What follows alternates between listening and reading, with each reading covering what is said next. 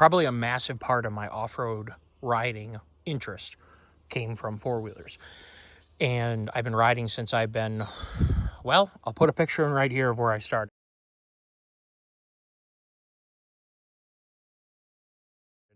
I started on a Honda, probably like an 86 Honda 200 SX. I was running the throttle before I could reach the gear selector. So what I do is I'd either take off in second, or I just take off in first and reach down and pull it into second.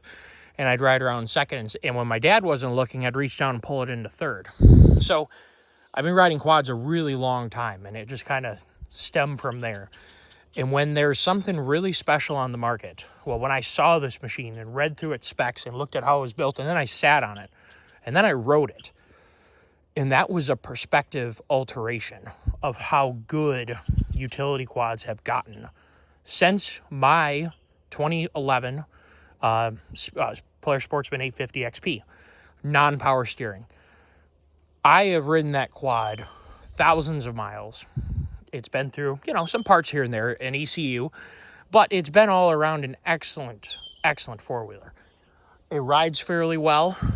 We're going to talk about how it compares to this. But it's fast.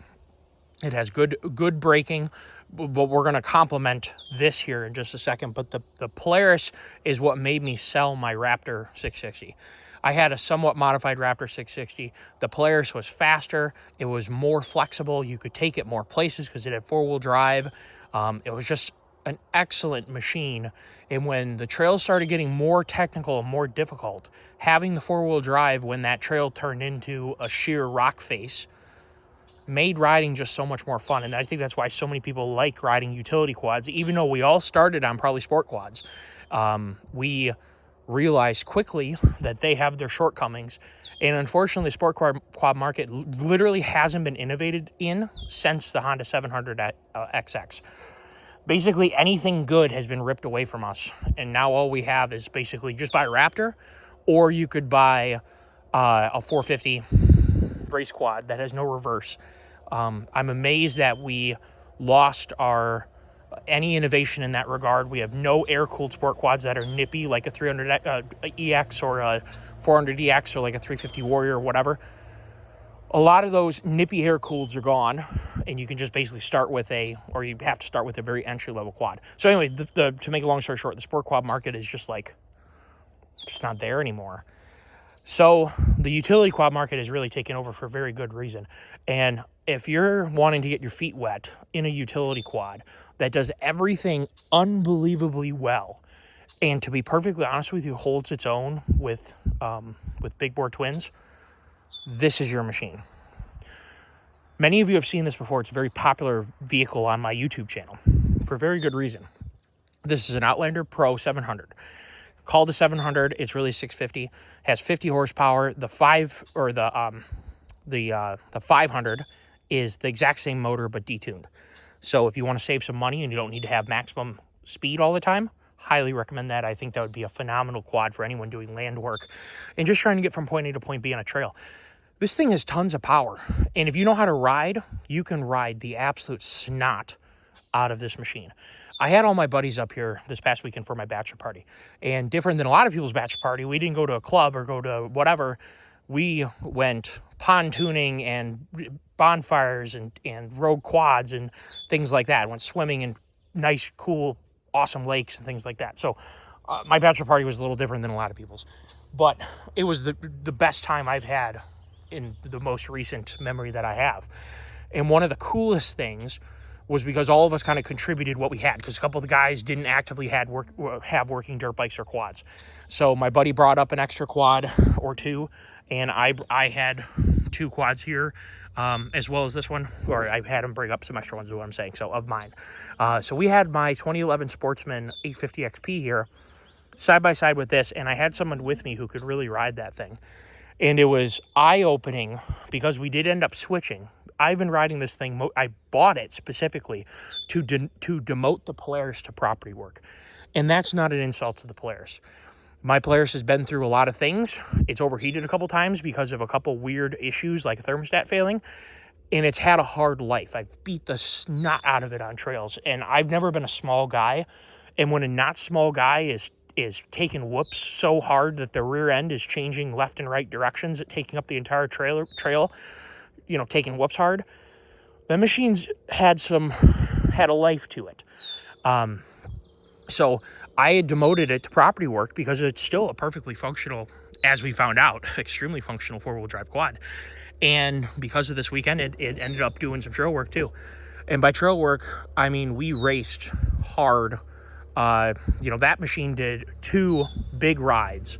The one was at Red Bridge, way up north, and the other one was around Black Lake area. And, we put probably a cumulative of 250 miles on that in the weekend or so, something like that. And for a huge extent of it, my buddy Eric was riding it. And he is as crazy as I am. He weighs 1/3 my weight, and he's built like an animal. He's a heavy haul truck driver, cool guy.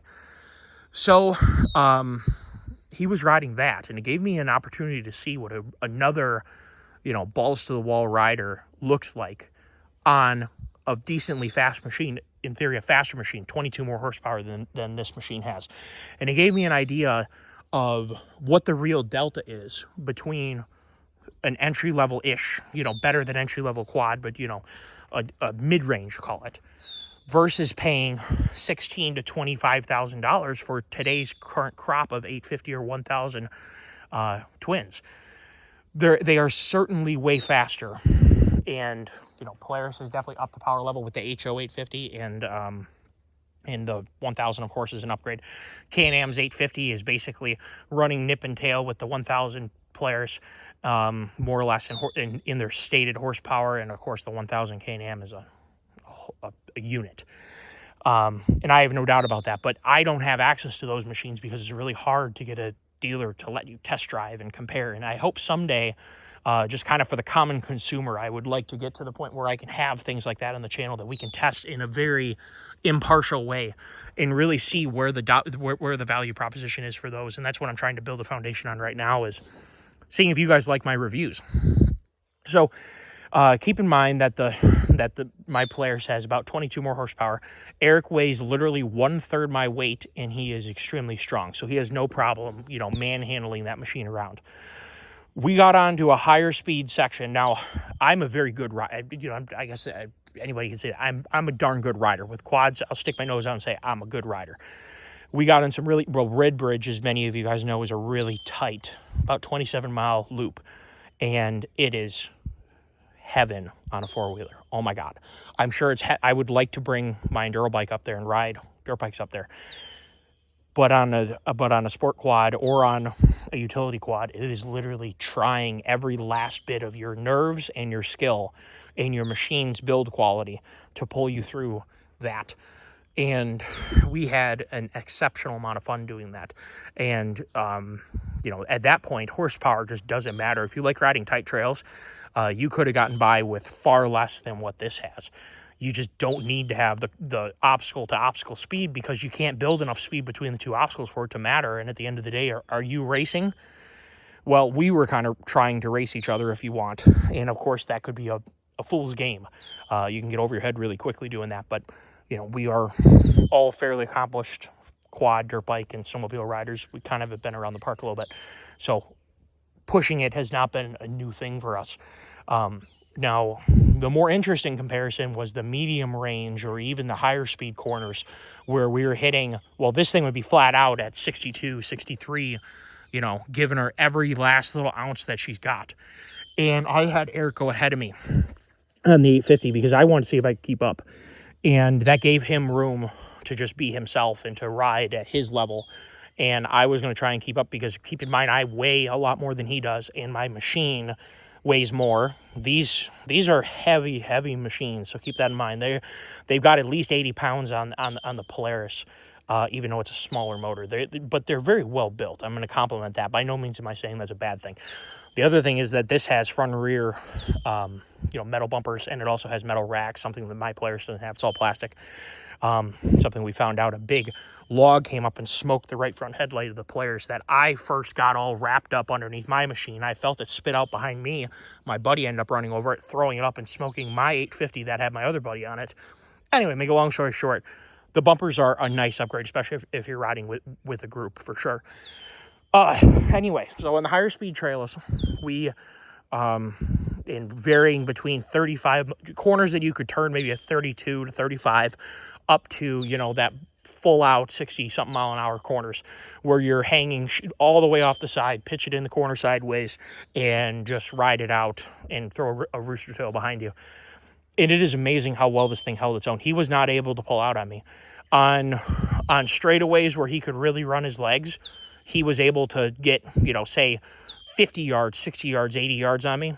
And then I could reel him back in if we had a series of corners where we could really exploit this machine's honestly better handling, more precise steering, and better brakes. I will say, though, that machine is fitted with their, pretty sure they're Sedona, but they're Ripsaws. They are a nasty tire, and they grip better in the sand than these factory BRP tires. I really like these tires, but I'm just telling you, in looser sand, those Ripsaws are a whole different ballgame in terms of corner grip. And in terms of braking, for sure, you can really feel a huge braking traction difference, but there's also a big difference in the amount of braking power that the Polaris has. It is noticeably not as good, as well braked as the new Can-Am is. And again, this is a much older machine. I mean, it's like 13 years older, 14 years older than this machine is. So by no means am I trying to stack them up one for one. But it's really a question of how much does it matter? All this money that you're going to expel to buy an 850 or 1,000, when honestly, this is a very surprising vehicle for me. I really enjoy riding this. Like I said, the handling, the braking, the steering is so direct. It is a very predictable machine to slide around. And, let's just say for a minute that money wasn't a concern. If you went with an 850 or 1,000 because now they're in the same chassis that this is, I mean, it's just going to be telepathic. You're going to have so much power that you can steer with the rear and just carry some ridiculous speeds coming into corners and then get right up again coming out of corners. It's just going to be a mind-blowing. I'm sure they're amazing quads. Those of you guys who have an 850 or 1K. But let's just say you're one of those guys, but you want to buy another machine. You're like, I don't know if I should buy a 700 for my wife, my friends, whatever the heck you're doing, my son, your daughter, whatever the heck you're doing. This is no joke, and if a good rider is riding on this machine, you better be a darn good rider on your 850 or your 1K, because you're going to be real surprised what a good rider can do with the 700. And it has such excellent torque down low, where the big twins really excel mid-range and top end. These 700s really have a lot of grunt down low, so especially like on Red Bridge, I was loving this engine. To be perfectly honest with you, you probably couldn't give me an 850 or 1K on Red Bridge, because this powertrain package is so tractable and so easy to muscle in and out of the trees and, slow way down and get right back up to speed very quickly. This is a very fast machine from basically 0 to 30. It's no joke. After 30, it's not as fast. And it really does lay down after about 55 with me on it. Someone who's lighter, probably, 60 mile an hour. Then after that, it's kind of laying down a little bit. With a hill, I was getting it close to 70 to help out with me on it. We also did a drag race, and this is kind of the interesting thing. We started from 0 and just whopped on it, and we ran her up to, top speed. Keep in mind, a brand new Polaris is going to be faster than my Polaris. A brand new Can-Am is going to be faster than my Polaris. But let's just, use this as a comparison, if we will. Because 72 horse versus 50 horse, that's a pretty big gap. And let me tell you, the weight penalty of being, he's like 5'6", okay, and a small guy. Built like a tank, but a smaller guy. And I am 6'2", and definitely not a small guy, built like a bulldozer. A bulldozer with a lot of horsepower, we'll just put it that way. It was surprising to see our drag race. I mean, he certainly was pulling, per second a quarter quad on it, but it wasn't pulling a quad per second. And 0 to where this machine lays down that 55, 58 mark, he was about 3 quad lengths in front of me. So your extra, and granted, imagine an extra quad length probably for a 1K brand new Can-Am. Is that worth it to you? Is giving up 4 quad lengths to someone who paid 2x as much as this machine is worth it? And I leave that up to you to decide. But that is kind of my takeaway. This thing has done everything I've ever asked it. I absolutely love the Pro model. For being a bigger guy, this thing is perfectly sprung. I haven't changed the factory settings at all in terms of the preload adjusters. It is perfect. And I mean perfect, just the way it is. I never bottom it out. You know, pitching it in a corner, it doesn't feel squirrely at all. It's just an amazing machine. If I was going to make any changes down the road, I would probably change tires only because most of my riding is going to be sand or loose dirt with rock in it. These are kind of more mud tires, and let me tell you, on my property, when it's muddy right now, these tires are awesome. I wouldn't want anything else. They're a good compromise between like a mud light and then a tire that is good on the trail and the road and everything else. But if I was to do anything with this, I would put more trail-oriented tires on it. And that would just make it perfect. And like I said, if money was no object, you wanted to get an 850 or 1K, I will say with how well this thing performs, I personally would not opt for an 850. If I was going to do something other than this machine, I would buy a 1K all day long, because that's actually going to give you that extra oomph that makes it worth having the extra power. I just don't think you're gaining enough from this to the 850 to make any difference. I mean, I don't want to pay 18 to 19 grand, probably close to 20 out the door by the time you figure extra stuff and taxes and all the bullcrap fees. So about 9 grand more than this machine was to get an 850. I just don't see that panning out at all for me. I would rather do 9 or 8K or 9K of riding with the machine than that. So I have nothing but stellar things to say about this. If this thing is as reliable as it is fun to ride, it's a no-brainer. Well, I hope that you all enjoyed the video in the honest review. If you guys would like to see some trail riding videos with this, as soon as Mackinac gets done, hopefully we're going to get some GoPro strapped on some helmets and go do Red Bridge again, if I can muster my friends up to go do it. It's obviously fun to ride in a group of guys that are really good. It's hard to get them to get time off work, but we will see. Everyone take care. I hope you have a safe, happy, fun 4th of July. You'll probably see this after 4th of July. Hopefully you have all 10 of your fingers and all of your eyes working properly. I hope that everybody's okay for 4th of July. Enjoy it, but please don't ruin your life over it. It certainly isn't worth that. Be safe out there. Have fun. And for those of you planning on riding on 4th of July, or if you did ride, let me know down below where you rode, what you rode, and if you had a good time. Take care all and see you.